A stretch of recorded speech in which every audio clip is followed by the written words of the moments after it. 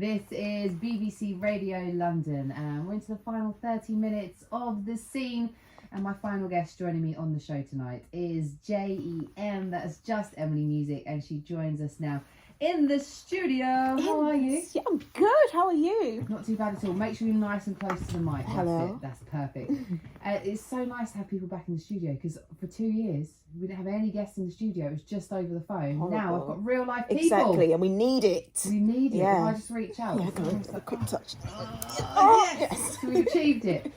So how are you? I'm really good. I'm really good. Really grateful to be here. Thank you so much for having me. No worries. Thank you for making the effort to be here. It's been lovely. And we're going to talk a little bit about you and music. Okay. When did you first kind of fall in love with music, with singing, with songwriting? Oh gosh, when I was a child. Yeah. My love for music, I always say it began in my mum's tummy, because she was always playing music. She was a singer herself, so my love for music was just like in me, in the blood. And then I went to a performing arts college called WAC. Most famous person from there, Daniel Claira. Oh. Yeah, so they just, and it was like, you know, for like underprivileged kids and whatnot, and they really like pumped us with confidence and like opportunity. So yeah, from a child, really. Yeah, cliche, but it's true. Oh, there you go. And you know what? Lots of people say different stuff. So we had Prolific, who we were talking to earlier, and she was saying her mum was a musician. Yeah. She always loved music, but it's only now that she's in her 30s that she's actually started her musical career. And Tapped in. Yeah, but it's so interesting to hear that, you know, different people do different things at different times in their life, and that's okay. Yeah, exactly. It's an important message. Exactly. Yeah, I saw you post something like that recently, and it's so true to me, because I've been procrastinating for the best part of 15 years. And I'm turning 30, and like the days are counting down, and I'm like, it's okay. Like I've got 11:11 tattooed on my wrist, because I believe that what time is it? It's time. Like whatever time it is, everything is happening exactly as it should, and nothing that's for you will pass you. It doesn't matter how old you are. So yeah, man, let's have it. Let's have it. Let's go for it. It's funny because people have these little. I've got a tattoo on my fingers that says "I am that I am," which I guess is kind of that reminder of the present moment. And Sinead Harnett, I met years and years ago when I was interviewing people backstage at Reading Leeds Festival, and she has now tattooed on her finger. And I was asking her about that, and she was saying because the time is now. Exactly. And yeah, it's an important message. Yeah. Now, I know that you're comfortable talking about this. You appeared on the X Factor when you were just 14, and I think at that time you were the youngest contestant that had ever been on the show. You had to do your schoolwork and have your mum living with you, and you reached the finals. What was that experience like? Oh, it was amazing. It was just amazing. It was like the experience as a whole was phenomenal and like life-changing. To be a child, literally like a minor. Like, I used to be called E minor because I'm E, but I was a minor. Yeah, just like I sang with Celine Dion. Like what? Like, having like makeup, and do you know what I mean? People doing my hair. I was like the biggest tomboy going. So to have like lights and all this like glam, it was just amazing for it. Like I felt like a star as a child. Obviously there is the other side of it. Like it's really ironic me being in this studio. Like Vanessa Feltz did a whole show on me after that experience, just like slating me, and I'm like, I was a child, hear me out. Like, but it's now sitting here as a woman now, it's just like I'm so grateful for the experience as a whole, as mental as it ended up being for me. I like who could regret any part of that, the good, the bad, and the ugly, and it's part of me now. Yeah. And just so people who are listening, just to give some context, so you were on the finals, and then this video kind of appeared of you, which people called like a happy slapping video, which I think was like a phenomenon at the time. Yeah. And then all of these kind of allegations arose. And then you decided to, you know, that's it. I guess your parents probably decided for you, really, as a 14-year-old. Yeah, they asked me. I walked in. Actually, let's not get into that. But yeah, it was kind of like I was where I was from. We don't take no nonsense, and the truth about everything that they printed in those papers will eventually come out. But for me, I was like, forget that. No, I didn't come here for this. I came here to sing my little heart out. Like all of this nonsense and whatnot. One of the stories that they used was actually about one of my friends who was murdered but we weren't a gang. And it was like to have that people not caring about the truth, and I've got trust your truth tattooed on my wrist. It's like, to see that made me think, you know what, I'm backing out. And that's something that's probably a catch-22, because obviously I'm here 15 years later, but it's so incredible as well, isn't it? Because I think the media has changed somewhat, and there is this kind of like, well, hold on a second, because now people have social media, so they have something that they could go on their own platform and maybe balance it out, or you know, and people do kind of like pick up on these words, like you mentioned, gang or whatever. But I think, you know, people have to take into consideration that you're 14 years old, you were a child, and you know, that we all do things in life that we're not necessarily proud of, or that, you know, we wouldn't do as adults with hindsight. And I think that, you know, that's a really important point we are to the make. media now, thank God. It's really changed. And I know that, I read that after that whole experience, you've gone through therapy. What did you learn about yourself during that time? Because like you just said, there was all of these highs, and then there was this kind of low, and I guess that impacted you and how you move forward as well with your music. I suppose I learned about myself that I am not as strong as I like to make out. I've learned that I'm a massive justice warrior to my own detriment. I've learned that sometimes saying nothing is the best that you can do. And I've just learned that life's too short. Life is way too short. Like, I completely went ghost after that experience, and now, only like in the last like 4 years, seeing people that, you know, and have it and being like, oh, I'm just like, life is too short. Why was I hiding? Why was I so scared? Like, it is what it is. Just keep it pushing.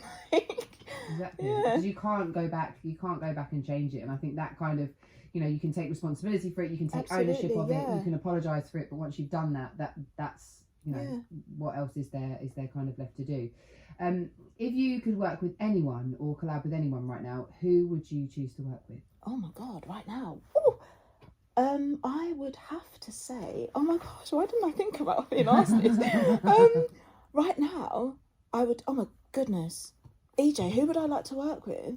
You've got to refer to your friend. I don't even, because the problem with me, the beauty of me, depends on your mood. It depends on my mood. Like, my music, if you look at my catalogue right now, everything I'm sitting on, you'd be like, girl, okay, where are you going? Okay, this, like, I have so much going on in my head, and because my mum was so varied in her, you know, music and whatnot, I love everything. So I've got stuff that people put me in like the Adele category, and then I've got stuff that puts me in like the Tenny category, and it's just like I'm just a box of treats, really. A box of treats. You're like a box of chocolates. You never know what you're going to get. Yeah. Oh God, Tom Hanks is my. Oh, I'd love to work with him. I know that's not music, but he's like I love him so much. It's stupid. You could have him in a music video. Oh, I would die. Yeah. Like burst, discombobulate on the spot. Maybe don't do that in a music video. No. That wouldn't be so great, but it could definitely happen. So you collab with Tom Hanks. Imagine if he decided he just wanted to do a bit of music. Yeah, that'd be. I'll just have him beatbox, anything. Just breathe, like just on the beatbox. Whatever. That would be brilliant. What has been the highlight of your music career so far? The highlight of my music career. Oh, I don't know if I should admit this, but it really was.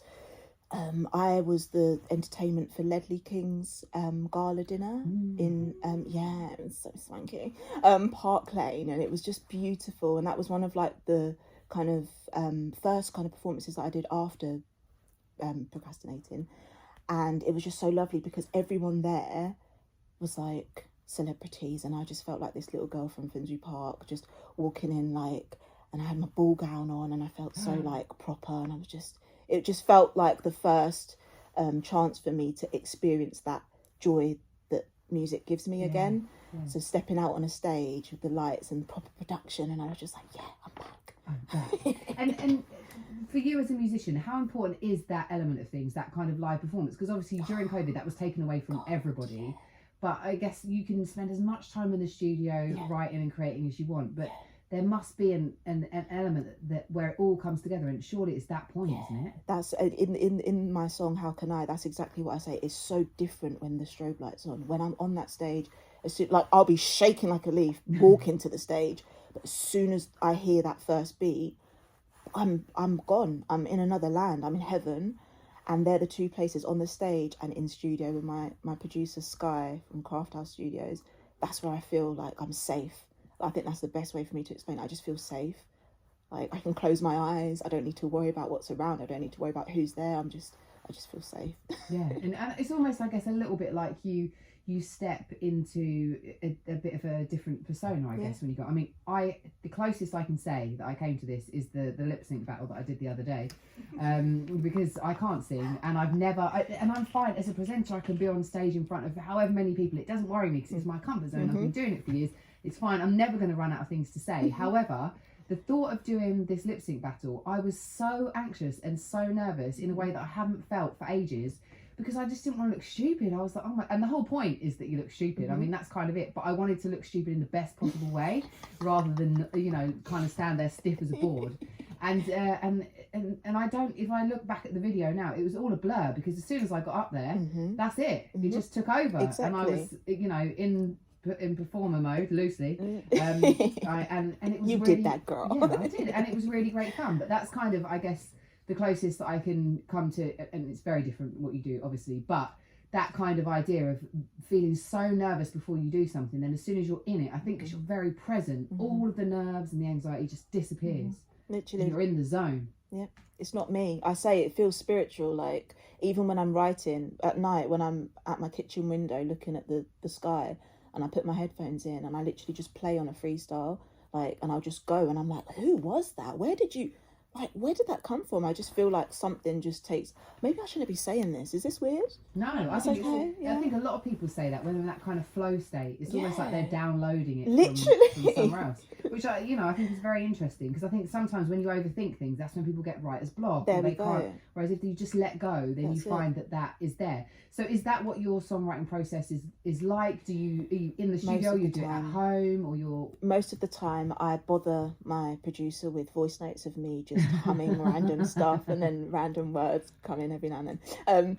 Yeah, it's generally just, I like it to be organic. I like everything to just be organic and as it should be.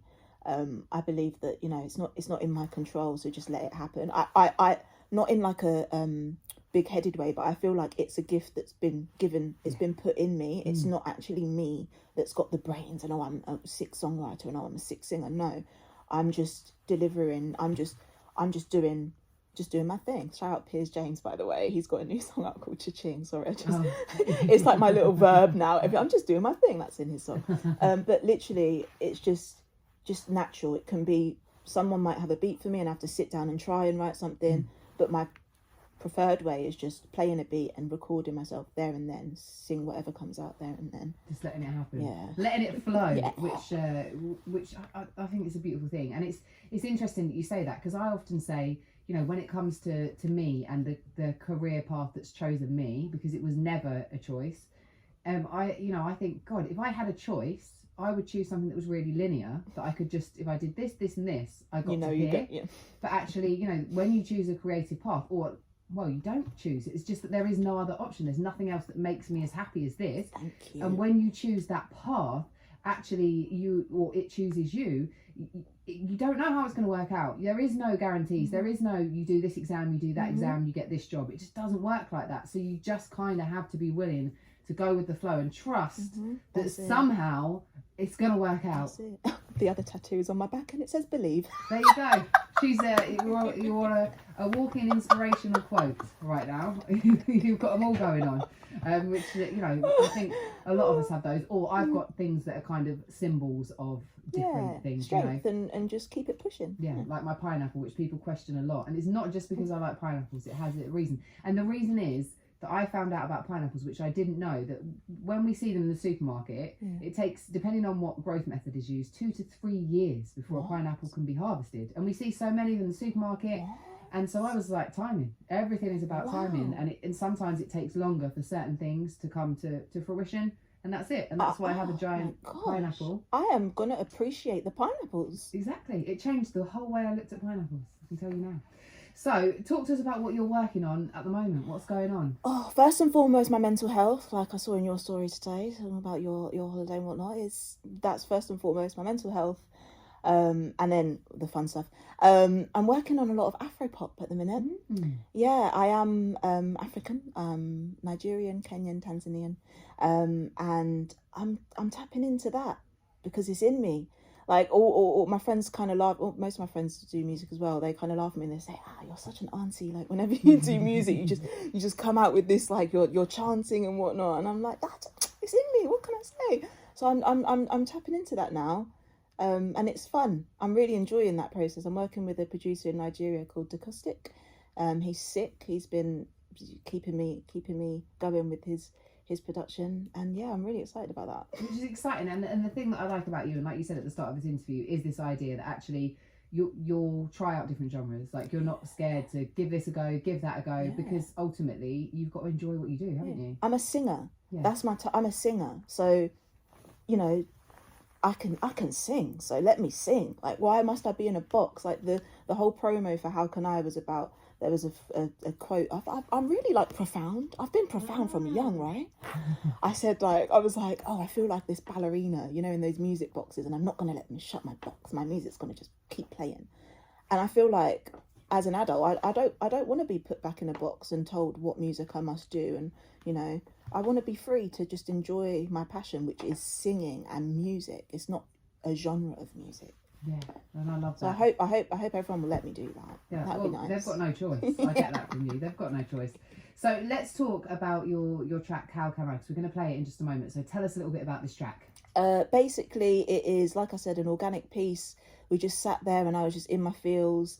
My producer started with some chords, and it was just like how I'm feeling. And it's basically like almost like a diary entry, just me explaining why I've been unable to do this, why I've been scared, why I've been anxious, why I've been ashamed, why I've been sorry, why I've been, you know. And now it's like that question of how can I do this? How can I sing? How can I walk on road? How can I walk past the aunties from church? How can I, like, I'm turning it to how can I just do it? Like, how can I find a way? So it's kind of like my release. I'll say I didn't try and follow a pattern. I didn't try and make it pop in. I just needed to release that, like, cool, but it's all good. Yeah, it sounds like you need to get it off your chest. It's like, right, I need to do this. And, you know, I think we hear this a lot from creative people, that not only is our creative passion sometimes our career path, but it's also something that helps with our mental health. It's also something that we use as a form of therapy. It's something that we find very kind of therapeutic in a way. And it sounds like for you, this particular track was exactly that. Yeah, it was amazing. I needed it, and pressing that like button, like sending it out, was just like woo. It's done. And we are going to press the button, and we are going to press play on it in just a moment. Before I do that, just let people know where they can find you on socials, so that they can keep up to date with everything that you're doing. You can literally type just Emily Music and you'll find me. Great. Look, it's been so lovely to talk to you. Thank you for joining me in the studio. It's an absolute pleasure to have guests back. And if you're ready, I'm ready. We're going to play How Can I on BBC Radio London. This is J.E.M. and How Can I. Yeah. Ba ba ba ba. Thank you, babe.